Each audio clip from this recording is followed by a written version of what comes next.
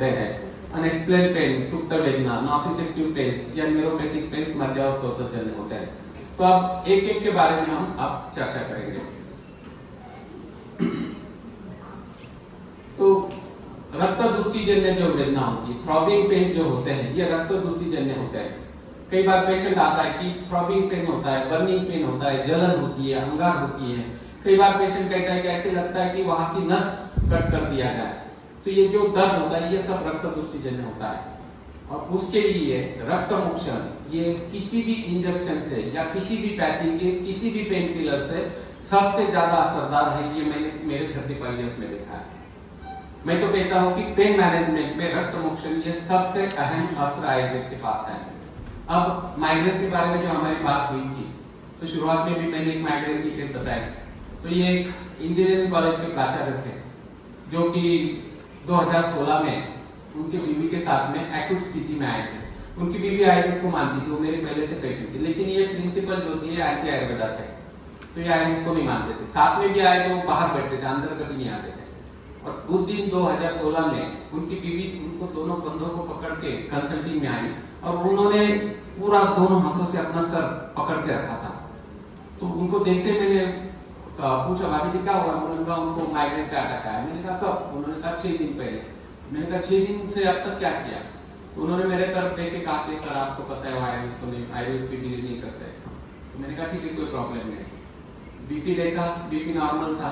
वो बीबी काफी होशियार थी, उसको पता था कि मैं रक्त मोक्षण करूंगा। तो उन्होंने कुछ मीठा खा के ही लाया था। मैंने जस्ट पूछा तो उन्होंने कहा सर मैं तैयार हूँ। और फिर अंदर लिटा के जुगुलर रक्त मोक्षण मैंने ट्रीट ले ली और फिर से अंदर आके बाकी पेशेंट देखने लगा। 15 मिनट के बाद में वो टीचर जो प्रिंसिपल थे वो अंदर हाथ पोछते पोछते अंदर आए और आने के बाद सिर्फ खड़े रहे। तो मैंने पूछा sir how is the pen?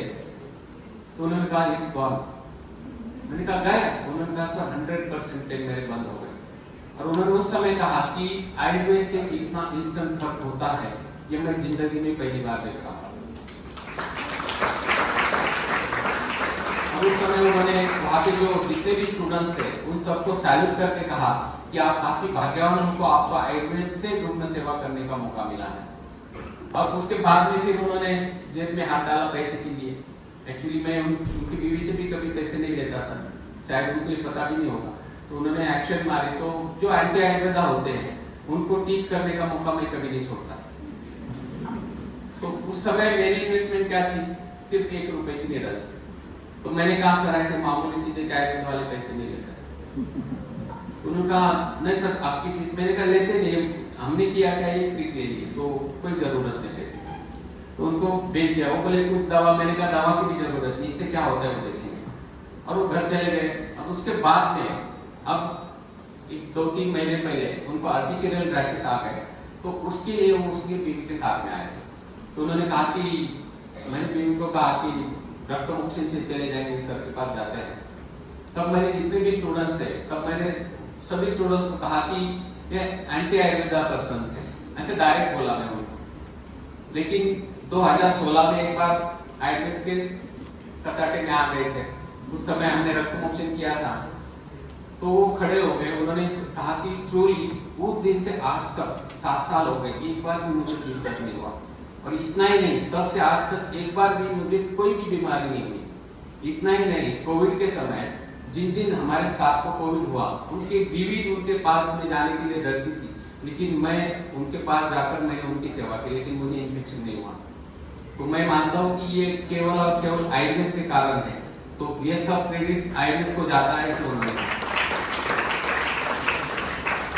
तब मैंने सर को कहा कि सर आपको पता है कि आपके कारण एक ही जिंदगी बनी है। तो सर ने कहा मेरे कारण? तो मैंने उनको याद दिलाया सर मैंने एक आपको लड़का भेजा था आपके पास, क्योंकि 2016 में आके गए और 17-18 में हमारी जो स्टाफ सिस्टर थी उसका बेटा 10th में अच्छे मार्क्स से पास हो गया। और वो सिस्टर मुझे आके कहने लगी कि सर आप, वो विडो थी, घर में कोई नहीं था। तो उसने कहा मैं उसे आगे नहीं पढ़ा सकती, तो उसे रिसेप्शन पे नौकरी दे दो। तो मैंने उसको बुला लिया, उसको पूछा तुझे पढ़ना है आगे? उसने कहा सर मुझे तो पढ़ना है, मुझे कंप्यूटर में रुचि है, लेकिन मम्मी नहीं बोलती है। मैंने कहा ठीक है तेरा काम हो जाएगा। तो मैंने तब ये प्रिंसिपल मुझे याद आया। तो मैंने कहा चलो अब फीस वसूल करने का समय आ गया। तो मैंने उनको फोन लगाया, तो मैंने कहा सर ऐसा ऐसा लड़का है, काफ़ी होशियार है, होनहार है, मॉमेडियन था वो, तो उसकी फीस नहीं भर सकते, तो हम क्या कर सकते हैं। तो मैंने कहा कि हम स्कॉलरशिप से उसका शिक्षण करवा सकते हैं, तो उसको भेज दो मेरे पास। मैंने उसको भेज दिया, मैंने कहा जाके उनको मिल ले। वो वापस दूसरे दिन आ गया। मैंने पूछा क्या ले लिया एडमिशन, तो उसने कहा सर नहीं, उन्होंने कहा कि 25,000 इनिशियल भरने पड़ेंगे और फिर आगे का जो है वो स्कॉलरशिप से करेंगे। तो सिस्टर ने कहा सर मैं 25 तो भी नहीं भर सकते, 25,000 कहाँ से करूँगा। मैंने कहा ठीक है मैं एक बार बात कर लेता हूँ। इससे मैंने प्राचार्य साहब को फोन किया, मैंने कहा सर लड़का आके गया, उसने कहा आके गया और मैंने उनको 25,000 करने के लिए बोले। मैंने कहा सर 25,000 उसकी माँ ने जिंदगी में कभी देखे नहीं है, तो ठीक है कोई बात नहीं, मैं मेरे तरफ से 25,000 भेज देता हूँ, किसी की जिंदगी बन जाएगी तो मैं फीस उसकी भरवा देता हूँ, आगे का तुम करो। वैसे मैंने ऐसे कहा, वो तुरंत बोले नहीं सर आप पैसे मत भेजो, मैं कुछ करता हूँ, तो उसे वापस भेजो। उसे भेज दिया, उन्होंने क्या क्या पता नहीं, उसे एडमिशन दे दिया।